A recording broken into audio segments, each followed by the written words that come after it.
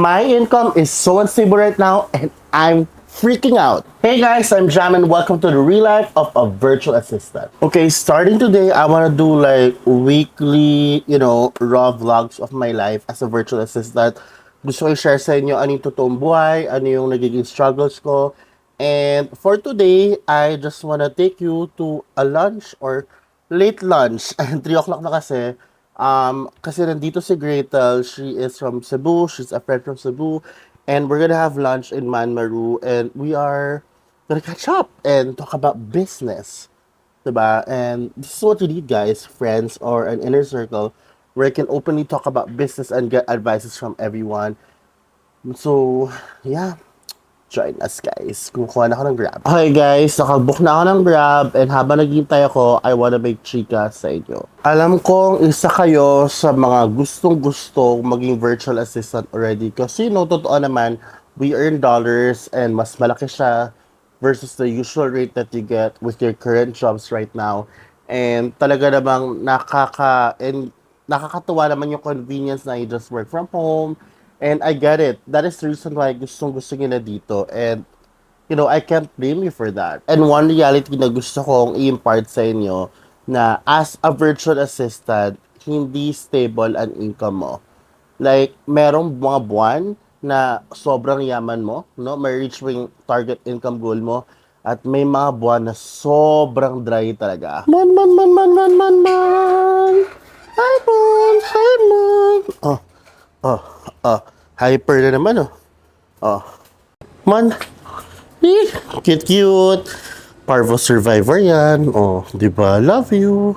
Like, seriously, guys, last quarter was my breakthrough. Like, yung quarter 4 ng, tawag dito, 2022 was my breakthrough. Doon ako nagkaroon ng premium clients na project-based and literally, I was earning like double of what my income goal was. Like, honestly, umabot ako with all my gigs ng mga 200,000 plus per month. Ganong kasobrang sarap ng buhay ko noon. And slowly, itong quarter 2, nawala ang mga premium clients ko. And now, I'm not earning 6 digits at the moment, which is nakakaloka. And I was literally enjoying my money so much, okay, na hindi ako nakapag-ipon ng maayos. If you guys don't know me yet, I'm a fur mom, okay? I love traveling, okay? And I'm also a breadwinner, so yung income ay very important sa akin. And hindi biro, guys, yung responsibilidad kung nasaan ako ngayon, like, financially. Teka lang, guys, ha? Andiyan na yung Grab. Let's go.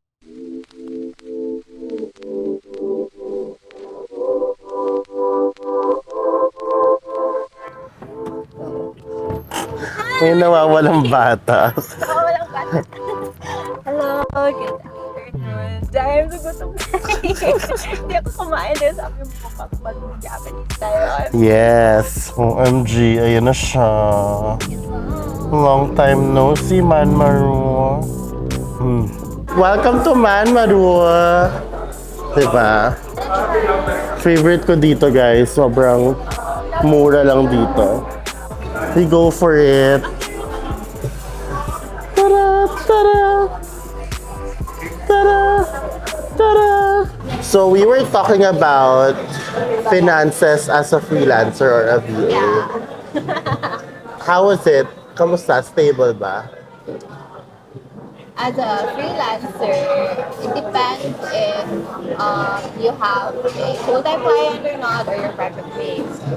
Me, I'm quite unstable because I'm a project-based freelancer. But what I get is time freedom, wherein I can work at any time, at any place, because it's a party project. But if I'm locked in with the client, which is full-time, because we did it every time, that's yeah. Diba? May wala na ko word dyan. Diba, Dai?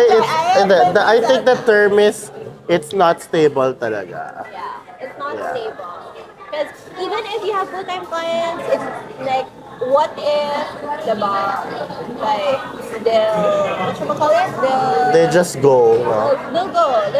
clients come and go at the end of the day. So freelancing is quite unstable. You just have to choose which ones you prefer. Me, I prefer project-based because my lifestyle is hilas. Yeah, ako din project-based. So I wanna go out. Correct. Laagan. Ay, laagan. Lagi. Gumagala. Ang dami namin in-order na. In-order namin katsudon, ano yan? Takoyaki. Takoyaki, spicy tuna, okonomiyaki, ramen. Ano ko ba? Gutom. Si Wala baka, na brain cell dahil. hindi talaga kami nag-breakfast dahil, so lavard. Beef. Uy, Diyos ko na, it's yummy. Oo. Ang init dahil. You like the sabaw? Yeah. It's good. We have spicy tuna, pero hindi kinakain ni Great to, kaya ako lang kakain nito.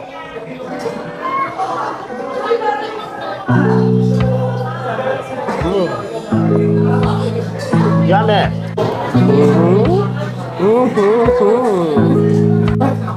So much food!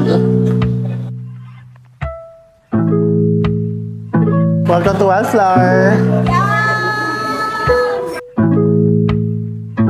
Got the kick.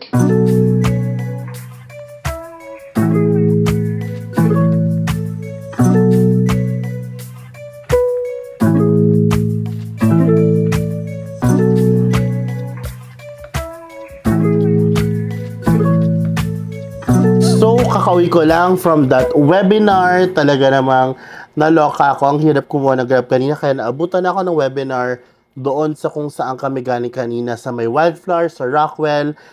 And I just want to wrap this up na parang sometimes talaga in your freelance business ay talaga namang business ay sometimes hindi maganda talaga ang kita. Kaya we have to be ready for that.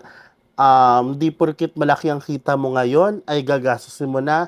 We have to learn how to handle our money properly para in the event that, you know, things like this happens, you are prepared, you are secured. So it's a lesson for myself as well. And tuloy lang din ang buhay. Ngayon, ako ay talaga nag-a-apply ng maraming clients online. And I'm still hoping na makakuha ko ng clients very soon.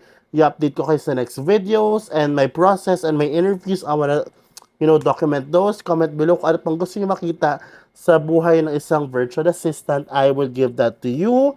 And I just want to say thank you sa mga, you know, mga nanonood dito. Please introduce yourself sa comment section. I want to get to know you guys right now. And yeah, at the same time, please, ano guys, if your season is calling for stability, wag po muna tayo mag-VA. You can do VA as a part-time job. Pero kung stability season na you think you need, you know, all these yung mga ano ba, benefits sa 13th month pay, mga VL, SL, mga ganon, might as well let us focus on our, you know, corporate job first. Okay?